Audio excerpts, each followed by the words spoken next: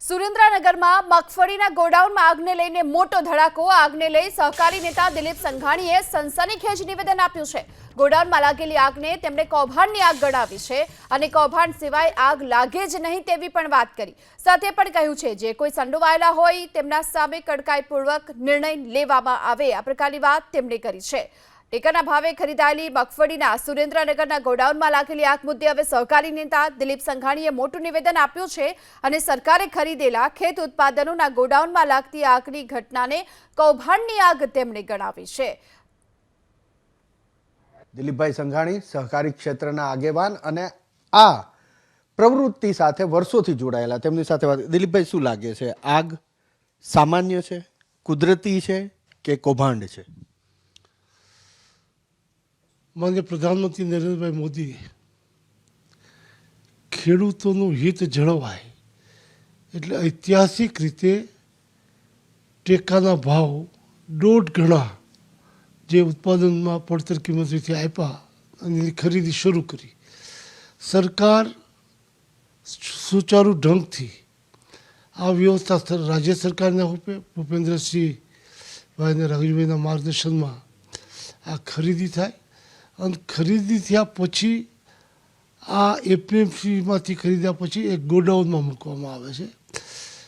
રાજ્ય સરકાર પાસે કે રાજ્યમાં આવા ગોડાઉનની શોર્ટેજ છે, એટલે કેટલીક જગ્યાએ પ્રાઇવેટ, કેટલીક જગ્યાએ સેન્ટ્રલ વેરહાઉસિંગ, કેટલીક જગ્યાએ રાજ્ય વેરહાઉસિંગના ગોડાઉનો ભાડે લેવાતા હોય છે.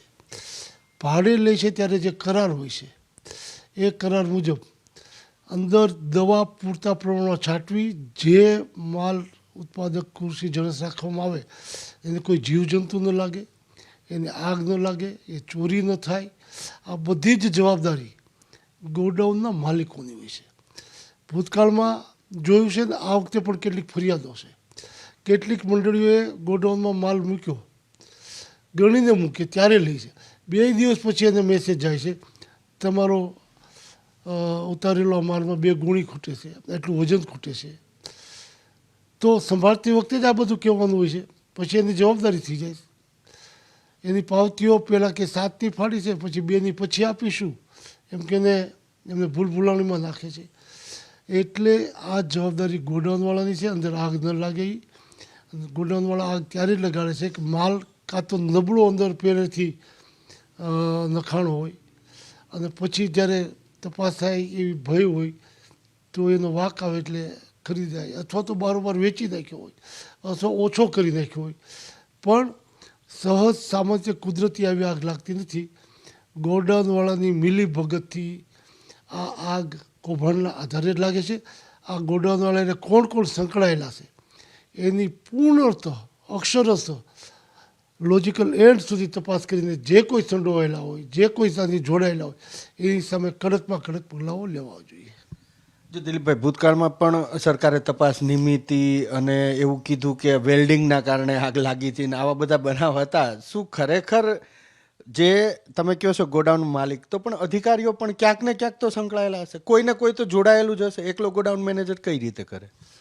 મેં ગોડાઉન મેનેજર નથી કીધું, માલિક કહું એટલે એની સાથે મેનેજરથી માંડીને નીચે પટાવાળાથી માંડીને એના ટોપ કક્ષાના અધિકારીઓથી માંડી બધા જ સંકળાઈ જાય. કારણ કે માલિકની હેઠે જ બધું આવે અને જે અધિકારી એને જોડાયેલા હોય એ બધા જ આવે. અને ભૂતકાળમાં વેલ્ડિંગનો તણખલો પ્રાથમિક તપાસનો ઉલ્લેખ હતો. એ તપાસ નિમાણા પહેલાંની વાત હતી. તપાસ નિમાણા પછી તો રિપોર્ટ ક્યાં આવ્યો જ છે. એટલે મેં કીધું કે આની તપાસ અંત સુધી થાય, લોજિકલ એન્ડ સુધી થાય અને જે કોઈ સંડોવાય એને અમે પગલાં લેવાય. ક્યાંક તપાસ તો થતી હોય છે પણ ક્યાંક પછી તપાસ અધવચ્ચે અટકાવી દેવાતી હોય છે, કેટલાક નામો દબાવી દેવાતા હોય છે. એટલે તો મેં કીધું તપાસ પૂર્ણ થાય, છેલ્લે સુધી થાય અને પગલાં લેવાય. એટલે આપણે જે કીધા બધા વચગાળાની વાતો ન થાય એની કાળજી લેવાય એવી મેં માગણી કરીશ. તો હાલ તો જે પ્રકારે આ ગોડાઉનમાં કૌભાંડની આગની જે વ્યક્ત કરી છે વાત અને વાત કરી છે, ત્યારે આગે ચર્ચા કરવા માટે હાલ આપણી સાથે કોંગ્રેસના પ્રવક્તા મનીષભાઈ દોશી જોડાઈ ચૂક્યા છે. મનીષભાઈ, જે મગફળીના ગોડાઉનમાં જે પ્રકારની આગ લાગે છે, દિલીપ સંઘાણી જેમને આપે સાંભળ્યા અને તેમણે આ સનસનીખેજ નિવેદન આપ્યું છે કે આ કૌભાંડની આગ છે તેના વિશે તપાસ પણ થવી જોઈએ. તો ક્યારે આગ જ્યારે લાગે છે તો આ પ્રકારની આગ પર ક્યારે કાબુ મેળવાશે, એટલે કે આ કૌભાંડની આગ ક્યારે કાબુમાં આવશે? ભાજપાના વરિષ્ઠ નેતા અને રાષ્ટ્રીય કક્ષાએ જે સહકાર ક્ષેત્રમાં મોટું નેતૃત્વ આપે એવા દિલીપભાઈએ નજીકથી કીધું કે કઈ રીતે ગોડાઉનમાં આગ લાગે છે, કઈ રીતે ગોડાઉનની અંદર મગફળીનો માલ જમા થયા પછી ગુમ થાય છે, કઈ રીતે મંડળીઓ અને ગોડાઉન માલિકોના ખેલ થાય છે, અંતે લૂંટાય છે કોણ? ખેડૂત. ગુજરાતનો ખેડૂત બરબાદ થાય છે, નથી એને ટેકાના ભાવ મળતા, આ વચેટિયાઓ ખાય છે. અને વચેટિયાઓ કોણ છે? ભારતીય જનતા પાર્ટીના ભ્રષ્ટાચારી રીત રસમોના ભાગીદાર એવા ભાજપના પાપે ગુજરાતનો ખેડૂત ખેતી બરબાદ થઈ રહ્યા છે. આપણે જોયું હશે કે હવે ગુજરાતમાં એક જગ્યાએ ગોડાઉનમાં આગ લાગી, કેના લાગી? ભેજના કારણે આગ લાગી. આખા વિશ્વની અંદર કોઈએ શોધ ન કરી હોય તે ગાંધીધામની અંદર જે આગ લાગી હતી ભેજના કારણે લાગી. એક આગ કઈ જગ્યાએ લાગી હતી? વેલ્ડિંગના કારણે. આજ દિન સુધી ગોડાઉનની અંદર, ગોંડલની અંદર લાગેલી આગના પુરાવા નથી મળતા. ગોડાઉનની અંદર કરોડો રૂપિયાની મગફળી ગાયબ થઈ ગઈ, સળગી ગઈ, કોઈ તપાસ નહીં. કારણ કે ભાજપના ભ્રષ્ટાચારના બોલતા ચાલતા પુરાવા હતા અને એ બોલતા ચાલતા પુરાવાનો નાશ કરવાનો ખેલ આખો રચાણો. કોણ કરે ભાઈ આ તપાસ? જેને કીધું છે, જેની જવાબદારી તપાસની છે, એ જ પોતે ચોરની ભૂમિકામાં છે, ભ્રષ્ટાચારની ભૂમિમાં છે, ભાગીદાર છે ભ્રષ્ટાચારના. તો આ કૌભાંડ અને કાન કરનારા લોકો તપાસ ક્યાંથી કરે? આ તો તમે દૂધ જેને દૂધની ચોકીદારી મીંદડીને આપો, બિલાડીને આપો, એના જેવી આખો ખેલ રચાય છે. અને ગુજરાતની અંદર કરોડો રૂપિયાનું કૌભાંડ આ ટેકાના ભાવે ખરીદીની અંદર થઈ રહ્યું છે. સાચા ખેડૂતો રહી જાય છે અને વેપારીઓ જે લાગતા વળગતા હોય એના નામે બારોબાર છીછાઓ ફાટે.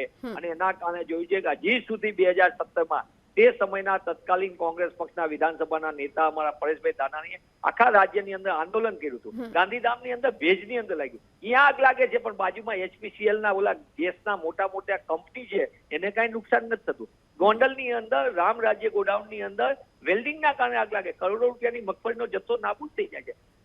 તે વખતે ટેકાના ભાવે મગફળી ખરીદવા માટેના જે આપણે કોથળા લેવામાં આવ્યા હતા, એ બેગ ખરીદવાની હતી, એ બેગમાં પણ કરોડો રૂપિયાનું કૌભાંડ થયું. આ સમગ્ર પુરાવા બોલતા ચાલતા હોવાથી એની તપાસ નથી થતી અને એના કારણે જ આજે ગુજરાતી અને ગુજરાતનો ખેડૂત હોય કે ગુજરાતી હોય સતત લૂંટાઈ રહ્યો છે. હું આપના માધ્યમથી માંગ કરું છું કે દિલીપભાઈ, તમારી ભારતીય જનતા પાર્ટીની સરકાર જે આપ વરિષ્ઠ આગેવાન જી મનીષભાઈ, આપ અમારી સાથે જોડાયેલા રહેજો. અત્યારે ભાજપના નેતા હિતેન્દ્રભાઈ પટેલ અત્યારે આપણી સાથે જોડાઈ ચૂક્યા છે.